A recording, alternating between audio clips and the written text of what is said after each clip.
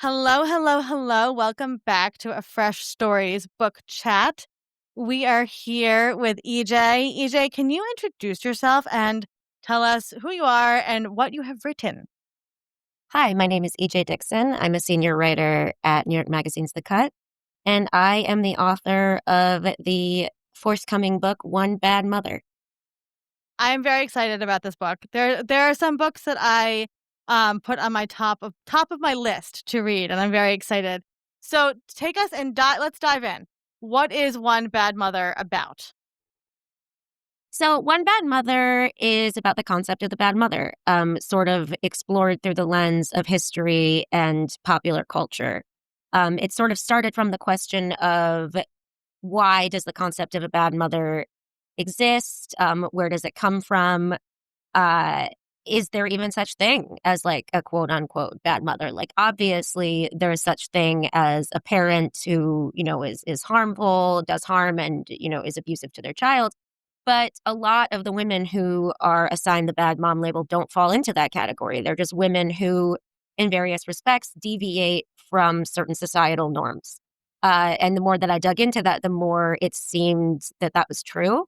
And so that's kind of what motivated the book. It's a collection of essays about various mothers throughout pop culture and history, from the MILF from American Pie to Joan Crawford Mm-hmm. to Mama Rose from Mm-hmm. Gypsy to, the moms from Dance Moms. And yeah, I mean, and the short answer is that I just kind of wanted to write a semi-academic essay about MILFs. That concept is like funny to me. Yeah. But yeah, Okay. Well, one doesn't enter the arena of writing about bad mothers if they don't have some sort of fascination with it, I would assume. So, where did this come from? Where did the idea that you wanted to dig into this even more? Was this something you've always been interested in? I think when you become a parent, especially when you become a mother, it just becomes obvious immediately, the standard that you are being held to.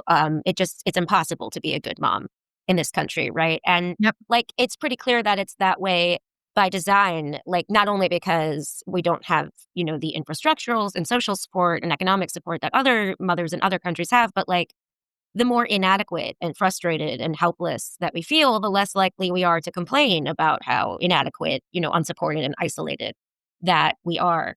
Um, so I kind of became obsessed with that because it just was so obvious to me. Like the second you become a mother, you're sort of like fulfilling your social role as a woman, right? Like you're doing everything that society tells you to do, but everybody is just like a lot meaner to you at the same time.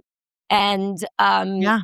and it's this weird contradiction that kind of defines all, every mother in the United States' life.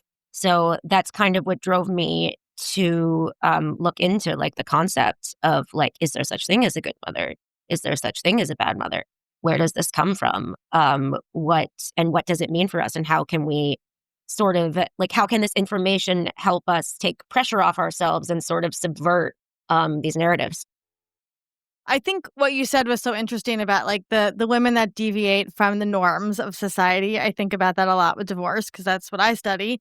And I think about Mad Men, right? There was the one divorced mom in Mad Men who had the son, and they all saw her as the bad mother, right? Because she was divorced and she was, the harlot of the town. And I think about going back through history, right? Like what, like you said, like what defines a woman as a bad mother just because she isn't the same as everybody else, right? So, what were some of your findings when you kind of put all of these archetypes of bad mothers together? Is there like such a thing? I mean, obviously, there are some mothers that are not nice people, but I mean, is there such a thing kind of as this like evil witch bad mother, or is this something that we have constructed in our society over time? Yeah, I mean, like you said, there are bad people, there are evil people that exist, like we can't discount that. And Yeah. the thing that I really wanted to drive home in writing this book is that this book is not a defense of mothers who have committed like terrible acts or have done harm to their children. Like, that's not really what I was interested in. That wasn't the point of the project. It was more to explore, like, where do these ideas come from? Right. And the thing that I really discovered is that the first interesting thing I discovered is that the concept of a good mother is like kind of a new concept.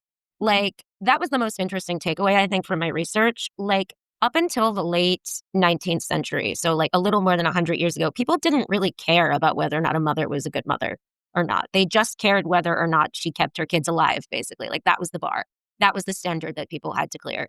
And there wasn't even like an organization or an agency devoted to the protection of children until 1879. There were like animal rights organizations that Yeah. predated, child welfare organizations. So it just wasn't something that people were thinking about. And the construction of the good versus bad mother really came from the Industrial Revolution and this idea that middle class white women primarily needed to be inside the home and needed to provide restorative properties to their husbands who were out toiling in the factories and, stay home and take care of the children and inculcate them with good moral values. That just like wasn't really a thing that existed prior to that. So when you learn about the history of the good mother and sort of just kind of how arbitrarily it popped up, it really drives home like how little this construction or this label matters. Like, it's basically just been adapted throughout society based on like the needs of the patriarchy, like what they need from women. Mm. It's kind of just like amorphous and evolved over time. That's that's so fascinating, and I'm as you're talking, I love that there's history in the book because that is fascinating to me as somebody that studies families and history. I feel like the rise of the idea of childhood also came up at the same time, Hmm. I'm assuming, as this idea of, like, a moral compass around motherhood. Did you see any of that, like, in your studies, like, that children were treated more like children when their mothers were given the good or bad label? Well, I think the idea that children like were people just sort of Right. arose from that. I think that's what you're trying Yes. that's Yep. what you're Yep. asking. Yep. Yeah, I mean, because again, like up until the late 19th century and, the creation of the parenting advice industry, which Yep. again did not exist until relatively recently. Um, and the parenting advice that did exist, up until the mid 20th century was basically like, don't be too affectionate with your kids. Like, give them a firm handshake before you go to bed and like a pat on the head. Like, Right. if you're affectionate to them, Right. that then you'll, ruin them psychologically. So there wasn't really a concept of like a good mother being affectionate or Right. like focusing on the development of the child, and the importance of child development and the importance of parenting in child development until very, very, very recently. And that switch to like the intensive focus, in the helicopter parenting that we see today, it's just like a very new construction because Yeah. nobody thought of children as people. Yeah. They were just basically like animals that, pack animals Yeah. that could be sent out into the fields to like perform labor. Yep. But with the advent of the, parenting advice industry, and the child development and child psychology industry, like that really started to change. But this is all like very new. It's not something that's innate. It's not something that is like programmed into us, biologically. This is a socially constructed idea that has come to be instilled in us over time. Yes. That is, I think, probably what the whole takeaway of the book is and the most important key here. It's interesting. I remember I was studying the women's voting rights a lot last year during the election. And one of the reasons that people in this country didn't want women to get the right to vote was because they knew that then women would try to, put laws around child labor. And so they didn't want women to have that ability. That's so Um, interesting. Wow. I yeah. didn't know that. Yeah. Yeah, it was something that I was blown away. It was, like, one of the factors and that there was even women against it, but it was really interesting. So, in researching this book, what was something that blew your mind that you found out? Yeah, that was probably the main thing because we think of because I think that we think that mothers are innately, wired, women are innately wired to protect their children. And that's why we shame and castigate women who fall short of that standard. Because we think that they're deviating from some sort of biological norm. And that's just Mm, really not the case. That's not how we conceived of motherhood throughout history. Like, right. literally, the father was considered the primary, like, moral and nurturing figure in the family. Mothers were just kind of there. Like, they reproduced, they were vessels, and they were just kind of there to keep their kids alive and to help out in the home and help out with labor. And that's it, you know? Um, so I think that was probably the most surprising takeaway to me because so much of our idea of good or bad motherhood comes from this idea that like women are innately equipped to be good mothers, right? We're biologically primed to be like nurturing and kind and sweet and want to stay at home and like kiss boo-boos and put Yeah. band-aids on. But it's like that's a completely socially constructed idea that basically, came from the needs of American society at the time. That's not something that people were thinking about 150, as recently as 150 years ago. Yeah. So when you really consider that, then it kind of just leads you down this path of like, well, all this stuff is bullshit, really. Like, Well, I was gonna ask that because you keep using this phrase, the I think you said the parent advice industry, right? The parenting mhm, advice industry, which is fascinating because everything has an agenda, right? Everything behind it. And so what you said, I think, sums it up really well is that what has been the agenda behind this parenting advice industry, right? Everybody from Dr. Spock to Dr. Becky, right, has some sort of advice that they're telling people based on something, right? That the cultural, you know, world is trying to create at that time in history. And I think that's really interesting. So who would you say is like your ideal reader for this book? well, I think it's important for like when I was writing it and in terms of like promoting it, like the main thing that I kind of want to get across is that it's not a parenting book. Like you're not going to find any parenting advice in here whatsoever. Like I am not equipped to give anybody parenting advice. I'm not equipped to give anybody advice about anything, honestly, if I'm being totally for real. But you're not going to like find any parenting advice. You're not going to find any like information that's going to help you like become a better parent.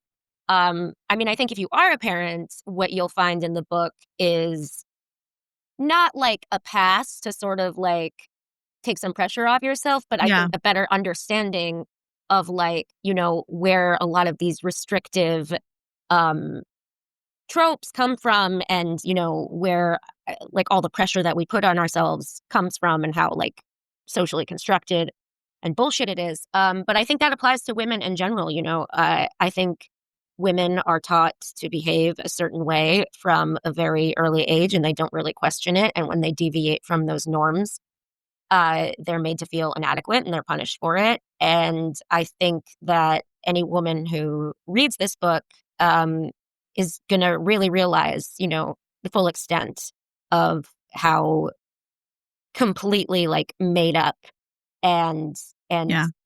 and nefarious, honestly, Yeah. a lot of these social constructs are. I can't wait to read this, and it definitely is at the intersection of everything I love to read about, which is motherhood and parenting, history, pop culture. I think it's gonna be a fantastic book to give to friends, to give at baby showers, to give of all the places. Can you tell us one more time what the title is and when we can buy it? Yeah, and I also want to note, like, we've been talking about like very serious things, but like it's a very silly book. Like, like there's like a whole chapter about dance moms, and like it talks about Kris Jenner, and it talks about marvelous Mrs. Maisel, Oh, and my and favorite. it talks about like there's like pages and pages about Lisa Todd Wexley from And Just Like That. Like, it's a very Mhm, it's a mhm. very silly. I mean, I don't want to say silly, but like it's a very light.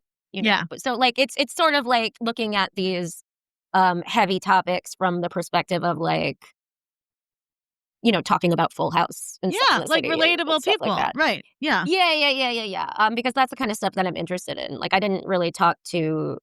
I'm not an academic. I didn't really talk to like academics for. I mean, some, but like, I didn't really talk to academics for this book. I was mostly interested in just like writing Yeah. 1,000 words on Jennifer Coolidge, basically. Well, But yes, but that is where the culture is, right? Like, so that is where people will understand how to view through that lens. And so I think that that was really brilliant that you did that because that's going to get people excited to have these conversations because they see that in front of them, right? They understand what those tropes are when they're seeing them on the screen and everything. So I'm yeah, and on the internet too, like there's a whole yeah. chapter about Trad Wives and Ballerina Farm and Nara Smith, Yep. and that's sort of like deconstructing where this came from and, what exactly they're doing. And I think a lot of people follow these women and are like very, regardless of whether they want to admit it or not, like they really live in their thrall, like they're really influenced by them and they really think that that's what they should look like and that's what motherhood should look like. Yeah. And I really just tried to make it clear just how performative um, it is and the type of labor involved. One Bad Mother in praise of psycho housewives, stage parents, momfluencers, and other women we love to hate. I'm so excited about this book. It's for pre-sale now. Yes, it's for pre-sale now, everywhere where you buy books, and it's coming out officially February 10th. Amazing. Well, EJ, we're so grateful that you are going to enlighten us with all of this info, and we're going to get to the chance to chat about it. And I appreciate you stopping by, and we will put the link to the book in the show notes. And I'm going to go off and buy it right now. So thank you for being here. Thank you so, so much for having me. I really appreciate it. Of course.